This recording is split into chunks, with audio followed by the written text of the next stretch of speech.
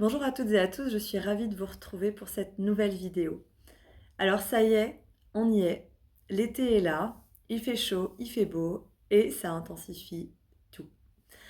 Alors la naissance est bien toujours en cours. Certains sont déjà sortis, d'autres sont encore dans le tunnel, d'autres sont encore dans les contractions de ces nouvelles énergies qui arrivent par rapport à cet été d'exploration, d'expérimentation d'une nouvelle façon d'être que nous allons découvrir et que nous pouvons ni imaginer, ni projeter, juste vivre.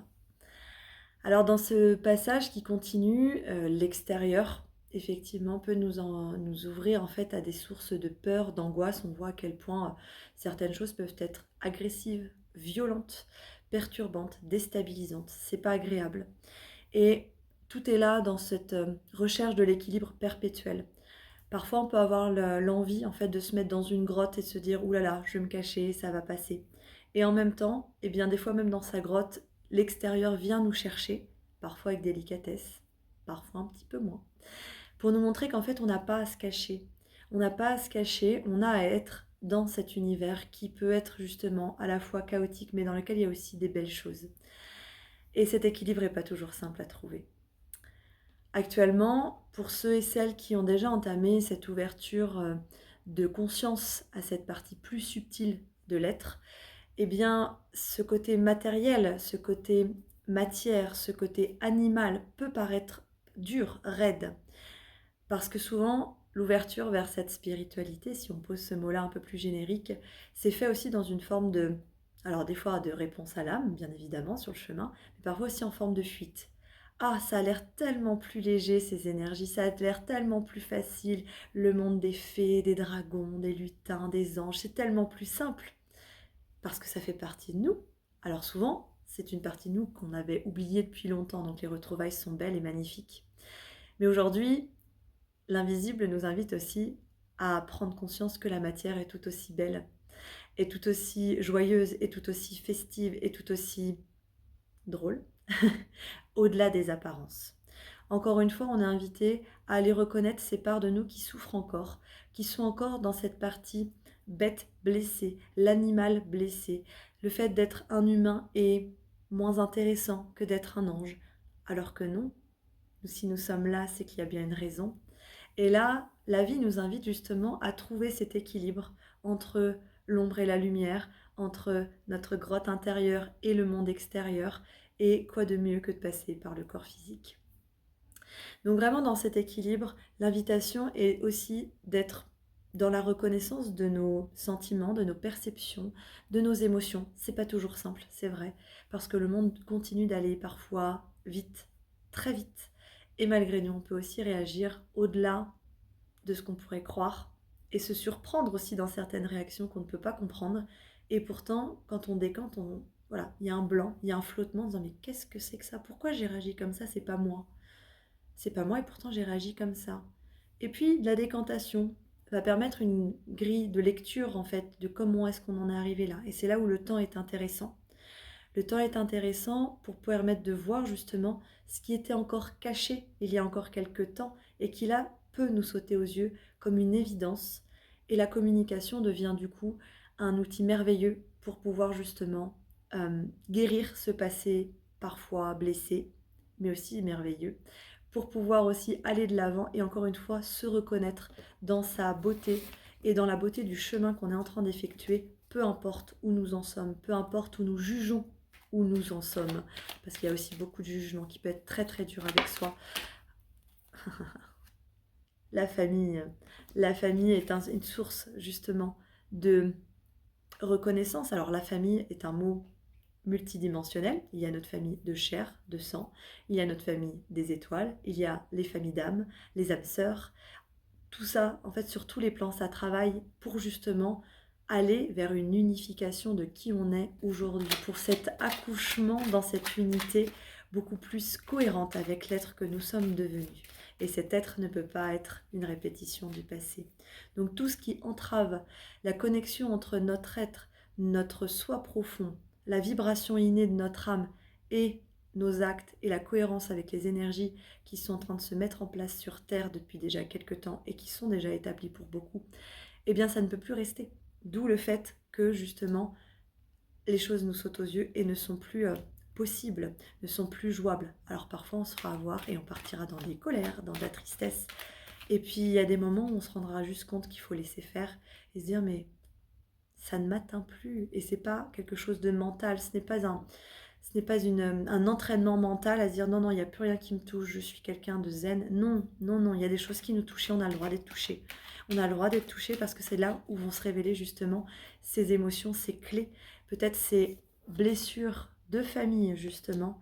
Et c'est là où vous allez reprendre aussi conscience de vos arts, l'art d'être vous, de pardonner ces choses-là, ces héritages, ces mécanismes, encore une fois, ces choses qu'on a pu faire depuis toujours sans s'en rendre compte. Et aujourd'hui, on se dit, mais ça n'a aucun sens, ça n'a plus de sens.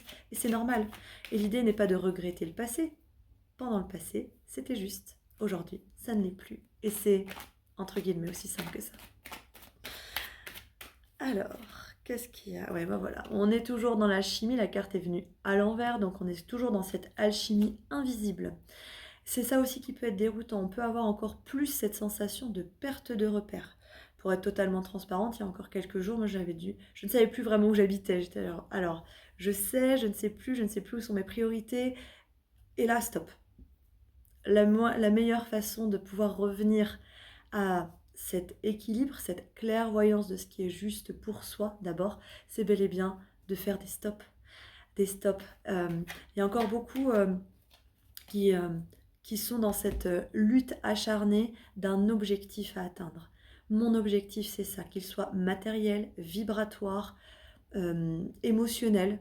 C'est bien de se donner des objectifs, encore faut-il qu'ils soient réalisables et surtout qu'ils vous conviennent et que ce ne soit pas un objectif lié à une croyance, d'une perception que vous avez à l'extérieur.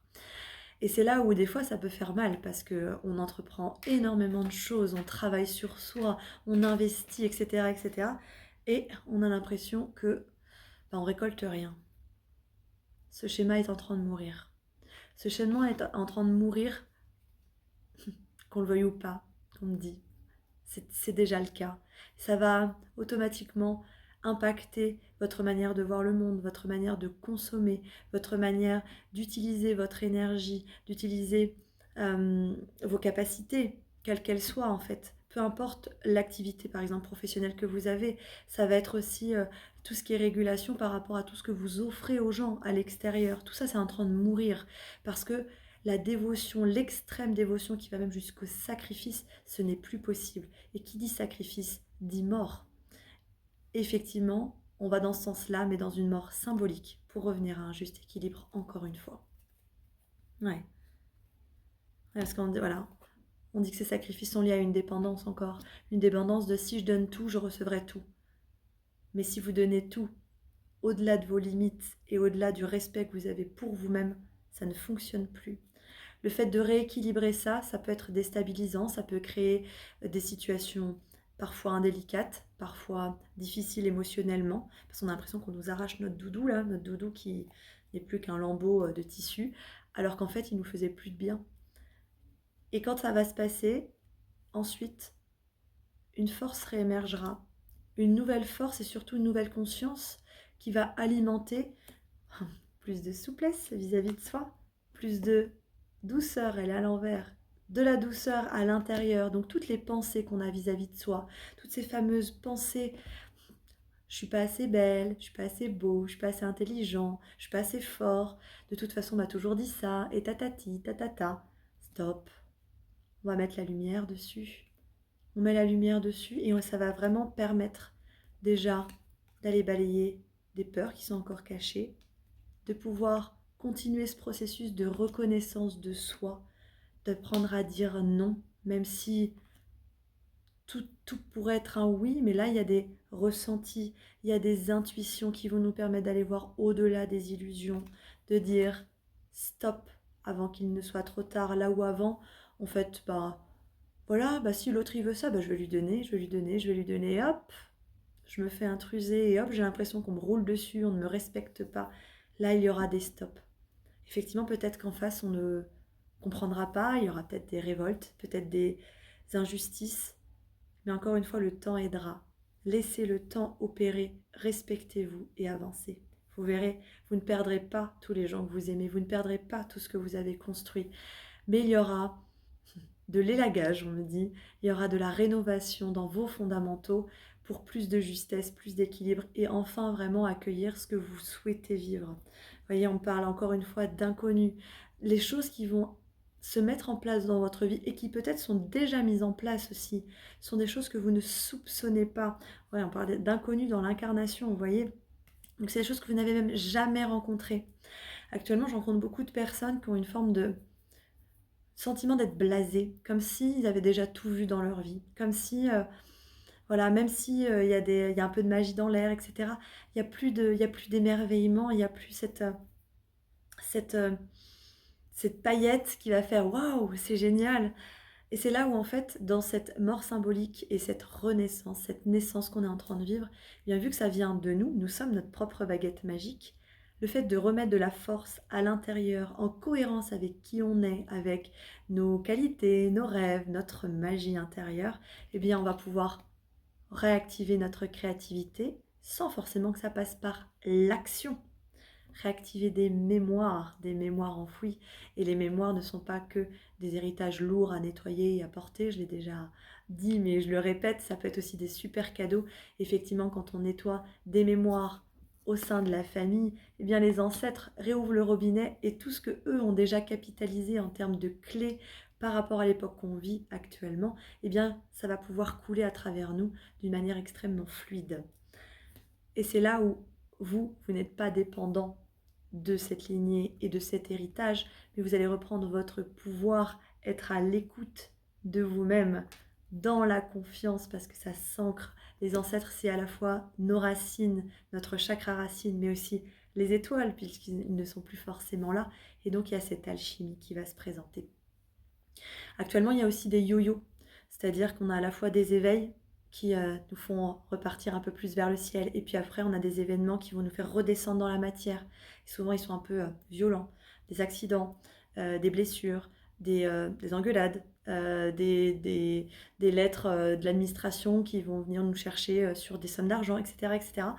Et en fait, il y a ces yo-yo qui font que je respire, ah mais non, c'est trop dur. Et c'est là encore où cette alchimie vient nous dire, mais en fait, c'est pas l'un ou l'autre, c'est les deux. Et c'est les deux dans justement une couleur plus harmonieuse. Arrêtez d'être dans le déni pour vraiment voir que dans toutes les actions que vous faites, il y a encore parfois du tri. Du tri pour s'économiser non pas parce qu'il y a un manque ou une pénurie, mais s'économiser parce que parfois on est en sur-régime. Et là, on va à l'encontre de notre propre nature. Faites appel à votre sagesse. Vous êtes beaucoup plus sage que ce que vous croyez. Et voyez, parfois, en fait, la victime peut être encore cachée à l'extérieur, enfin à l'intérieur, pardon, dans l'inconscient, de se dire, ben non, mais moi, c'est trop beau, je peux pas mériter ça. J'ai déjà plein de choses, c'est tellement incroyable ce que je vis. Et si c'était que le début? On est en pleine ouverture. Donc faites confiance en ce qui se passe. Continuez d'écouter les messages de votre corps, les messages de vos instincts, intuitions. Allez explorer des choses en dehors de vos zones de confort quand c'est le moment pour vous. Parfois, on peut avoir l'extérieur qui vient nous chercher et ça nous tire un peu violemment. Parfois, c'est peut-être que c'est le message qu'il est grand temps de sortir aussi. Et parfois, c'est juste le moment de dire « Attends, stop, j'ai besoin d'un palier pour ensuite y aller ». Là, c'est propre à chacun, mais écoutez-vous, c'est important. Je suis Amandine Bouvier, je suis canal, médium, artiste et j'accompagne justement dans cette transition qui est juste incroyable et fabuleuse. Et je vous propose une petite canalisation justement pour ouvrir ces canaux, pour alchimiser ces éléments-là, pour s'apaiser, continuer de s'apaiser et voir à quel point la vie est un cadeau. Je vous invite à vous installer assis ou allongé, peut-être avec un casque pour vous mettre un petit peu dans une bulle pour recevoir ce message. À prendre une grande inspiration par le nez, expirer par la bouche, pour revenir dans votre corps ici et maintenant, pour ressentir cet ancrage auquel vous donnez un âge un âge, parce que oui, vous avez 20 ans, vous avez 30 ans, vous avez 40 ans, alors que votre âme, indépendamment de tout ça, reste un enfant. Alors reviens ici et maintenant car il est temps. Il est temps de comprendre que tu es aussi infini, même si effectivement cette mission, cet ancrage et cette incarnation dans cette vie a une temporalité. Mais arrête d'avoir peur que la fin pourrait venir te guetter. Il est temps. Il est temps que tu remettes de la gaieté, de la joie dans ce processus de vie que tu as choisi et que tu as oublié. Alors se lèvent les voiles un par un pour que tu puisses te rappeler qui tu es, revenir à ton essence innée, pour que tu puisses encore croire que la magie puisse exister. Car parfois je t'entends, tu sais que la magie est là, tu l'as toujours cru, tu l'as toujours vue, n'est-ce pas? Et pourtant, parfois, à l'intérieur de toi, se cache cet enfant blessé, cet animal qu'on a heurté et qui se dit que ce n'est qu'un rêve qui ne peut exister. Alors reviens ici et maintenant pour comprendre que c'est maintenant que les choses puissent arriver en grand. Alors n'aie pas peur de ne pas être à la hauteur, n'aie pas peur que la vie vienne abonder ton cœur. Mais continue doucement, continue calmement, car parfois je te vois encore trop t'agiter, à croire que les choses pourraient t'échapper, comme si on pouvait reprendre ce que tu t'es donné, ce que l'on t'a donné. Alors respire. Prends ce temps, à partir de maintenant, de te voir dans ton regard, de te voir sans hasard, sans mégarde, et de voir que justement, tout est là à présent. Arrête de croire qu'il te manque encore des choses comme des compétences, des clés, mais laisse-les se réveiller, laisse-les se révéler pour que tu puisses les utiliser. Actuellement, pour certains, nous vous voyons fantasmer sur un futur hypothétique qui ne pourrait pas se réaliser. Alors vous essayez de construire les choses et vous finissez épuisé.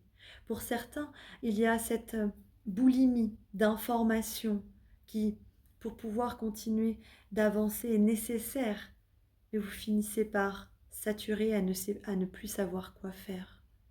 Alors laissez les choses se passer, car au-delà de ce que vous pouvez penser, les choses sont en train d'avancer.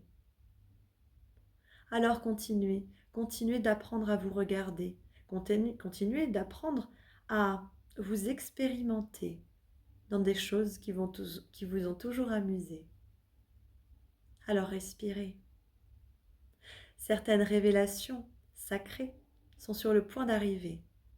Celles que vous avez longtemps chéries au fond de vous, parfois fait tomber dans l'oubli, vont devoir ressortir pour pouvoir éclairer le monde. Alors n'ayez pas peur de ça. Ne pensez pas que la montagne est trop haute à gravir ou que le chemin est infini et qu'il vous faudra encore atteindre une soi-disant perfection pour pouvoir avoir la glorification. Nous le répétons, nous vous déposons aujourd'hui cette bénédiction de ce choix que vous avez fait dans votre incarnation de vivre cette transition charnière qui fait que demain ne peut plus être hier. Alors laissez le vent continuer de balayer, laissez le soleil éclairer ces dissonances que vous ne pouvez plus emmener. Ne pensez pas que nous allons vous couper un bras, que nous allons vous empêcher d'être vous, mais continuez d'avancer dans ce que vous pensez être votre réalité et vous verrez que bientôt de nouveaux voiles viendront se lever. Laissez-vous inonder par les choses qui continuent de vous nourrir et de vous faire grandir. Actuellement, le chaos peut régner car il y a beaucoup d'anxiété. Mais bientôt, ce nuage sera évaporé. Lorsque le soleil aura bien chauffé, les émotions ne seront plus le moteur de ces réactions. Alors prenez ce temps de ralentissement, d'observer les jeux que vous ne pouviez pas voir avant.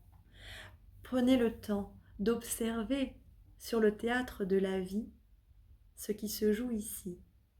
Alors bien sûr, vous êtes acteur, mais parfois vous pouvez aussi être spectateur. N'oubliez pas d'être critique masque du propre script qui est en train de se jouer devant vous. C'est important. Regardez et amusez-vous. Alors vous verrez que sous certains masques bien forgés se révèlent aussi face à vous certaines bêtes blessées.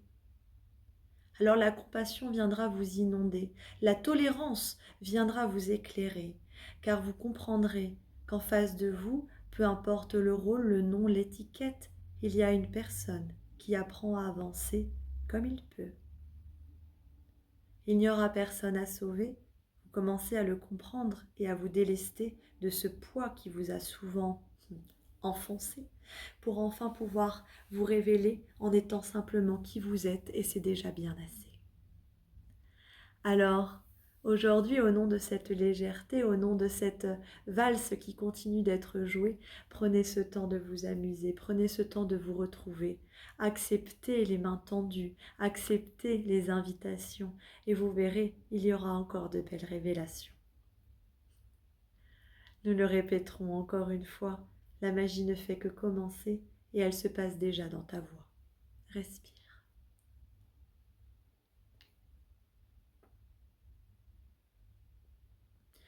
Laisse ces émotions te traverser. Celle d'avoir cru que tu t'étais trompé.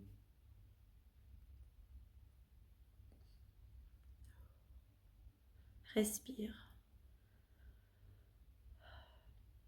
Celle d'avoir cru que tu t'étais trompé en voyant les autres autour de toi, en voyant ce qui se cachait ici-bas.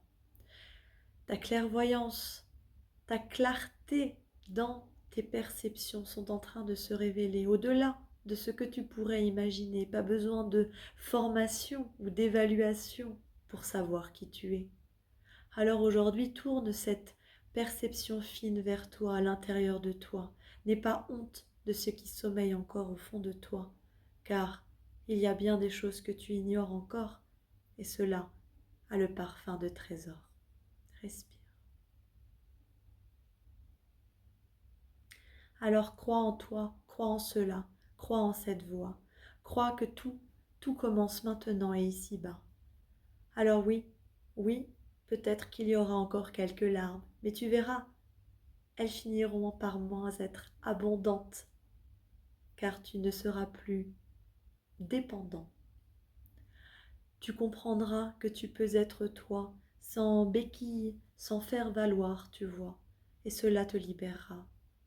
Alors ne doute pas, toi aussi tu as le droit d'avoir tes ailes pour voler, mais tu as aussi le droit d'avoir ton nid pour te réconforter. Respire. La magie est là, et tu ne peux plus en douter. Respirez.